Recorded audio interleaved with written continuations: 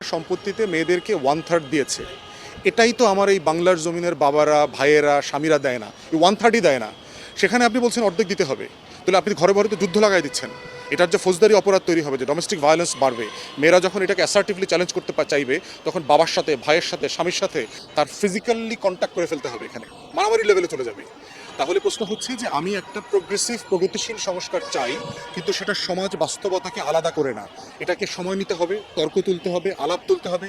ওনারা কি এই কমিশনের জন্য আলেম ওলামাদের ওপিনিয়ন চেয়েছেন? বাংলাদেশের একটা বড় স্টেক হোল্ডার তো ওনারা, মসজিদ, মাদ্রাসা, হেফাজত, ইসলামী দল। বাংলাদেশের মতো একটা কনজারভেটিভ মুসলিম দেশে আপনার এটা গ্রহণযোগ্য প্রস্তাব কিনা? বাস্তবতা হচ্ছে যে যৌনকর্মীরা কি নিজের ইচ্ছায় জীবনে যৌনকর্মী হয়েছে কিনা, তারা কি যৌনকর্মে থাকাটাকে সম্মানজনক মনে করে কিনা, সে যৌনকর্মী এই পেশায় তার মেয়েকে আনবে কিনা। আমি বহু যৌনকর্মীর ইন্টারভিউ দেখেছি, তার মেয়েকে তো সে ডাক্তার বানাইতে চায়, তার মেয়েকে তো সে ইঞ্জিনিয়ার বানাইতে চায়, তার মেয়েকে তো সে টিচার বানাইতে চায়, তার মেয়েকে তো সে উকিল বানাইতে চায়। আমি তো কোনো যৌনকর্মীর মেয়ে শুনি নাই যে তার স্বপ্ন জীবনের যে তার মেয়েকে সে যৌনকর্মী বানাইতে চায় এবং প্রয়োজনে সে ইউরোপ আমেরিকাতে তাকে যৌনকর্মী হিসেবে পাঠাবে। এটা তো শুনি নাই। তাহলে প্রশ্ন হচ্ছে, নারীদেরকে যারা বাধ্য হয়ে এই পেশায় এসছেন তাদের জন্য আমরা সম্মানজনক পুনর্বাসন চাই, তাদের বিকল্প সম্মানজনক কর্মসংস্থান চাই। তারা যেন সমাজের সম্মানের সাথে ফিরে আসতে পারে। তাদের শারীরিক, মানসিক, মনস্তাত্ত্বিক যে ট্রমা আছে, এই ট্রমাকে রাষ্ট্র আকারে জাতি আমাকে হ্যান্ডেল করতে হবে। এটার মানে এইটা না যে তাকে আপনি ওই পেশায় আরও থাকতে বাধ্য করবেন। এটা এটা এটা এটা সমাধান না। এই সংস্কার কমিশন কি যৌনকর্মীদেরকে ডেকেছে কিনা, তাদের কষ্ট দুঃখ বোঝার চেষ্টা করেছে কিনা, তারা আসলে কি চায়? তারা কি স্বীকৃতি চায়, না তারা বিকল্প সম্মানজনক পুনর্বাসন চায়? তারা আসলে কোনটা চায়? এই যে আপনার টোটাল একটা ইউটোপিয়ান এসি রুমে বসে বসে আলোচনা করা এবং স্টেক হোল্ডারদের সাথে না বসা, কথা বলা। আমাদের কাছে প্রস্তাব চেয়েছে, আমরা লিখিত প্রস্তাব দিয়েছি এবং লিখিত প্রস্তাবের মধ্যে আপনার নারীদের সুরক্ষা, সংরক্ষণ, তারপরে হচ্ছে নিরাপত্তা। মেয়েদের দেখেন সিম্পল জিনিস না, একটা পাবলিক টয়লেট নাই যেখানে আপনি মহিলা পুলিশের দায়িত্ব যারা পালন করেন দেখবেন।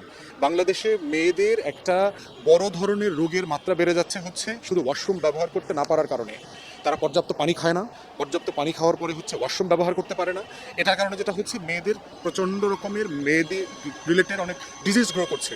তাহলে আপনি তো ন্যূনতম সিকিউরিটি যেই দেশে রাষ্ট্রে নাই, সেই রাষ্ট্রে আপনি 50-50 সম্পত্তি চাচ্ছেন, 300 মহিলা আসন চাচ্ছেন। ঢাকার বাইরে গিয়ে দেখেন না মানুষ কি মনে করে, গ্রামেগঞ্জে যান না, সমাজ কিভাবে বাঁচে, সমাজ কিভাবে ধারণ করে। ইটের ভাটায় কাজ করে যে মহিলা শ্রমিকটা, তার জীবনের গল্পটা শোনেন না, সে আসলে কি হইতে চায়। 600 সংসদ সদস্যের প্রস্তাবনা দিয়েছে, যেটা বাংলাদেশের কোনো রাজনৈতিক দল, কোনো কমিশন এখন পর্যন্ত কোনো আলোচনাতে, ইভেন মেয়েরা পর্যন্ত, ফিমেল পলিটিক্যাল লিডার যারা আছে, নারী নেত্রীরা, তারা পর্যন্ত কেউ বলে নাই যে আমরা 600 আসন চাই, এর ভিতরে 300 আমাদেরকে ডাইরেক্টলি ইলেক্টেড করতে হবে। আপনি তো ডাইরেক্ট মহিলা ইলেকশন করার কালচারই আমাদের এখানে এখনো নাই। বড় বড় দলগুলোকেও মহিলাদেরকে ডাইরেক্ট কম্পিটিশনে দিচ্ছে না, তারা হচ্ছে সংরক্ষিত আসন দিচ্ছে। সেই বাস্তবতায় আপনি একটা উইমসিক্যাল, একটা ইউটোপিয়ান আইডিয়া যদি থ্রো করেন, তাহলে এটা বাস্তবিক হবে না। মেয়েরা ইউরোপে কিন্তু 200 বছর 250 বছর ভোটের জন্য, নাগরিক হওয়ার জন্য লড়াই করতে হয়েছে। ইউরোপের মেয়েরা গত 50-60 বছর আগে, 70 বছর আগে ভোটের অধিকার পাইছে। অতএব যেটা সে 70 বছর আগে পাইছে, সেটা আমরা অলরেডি পেয়ে আসতেছি। মাথায় রাখতে হবে, এদেশের মেয়েদের কিন্তু রাস্তায় নামতে হয় না ভোটের জন্য। এদেশের মেয়েদের বিয়ের স্বীকৃতি, তালাকের স্বীকৃতি, সম্পত্তির স্বীকৃতির জন্য রাস্তায় আন্দোলন করতে হয় নাই। ইউরোপের মেয়েদেরকে শত শত বছর ধরে এটার জন্য লড়াই করতে হয়েছে।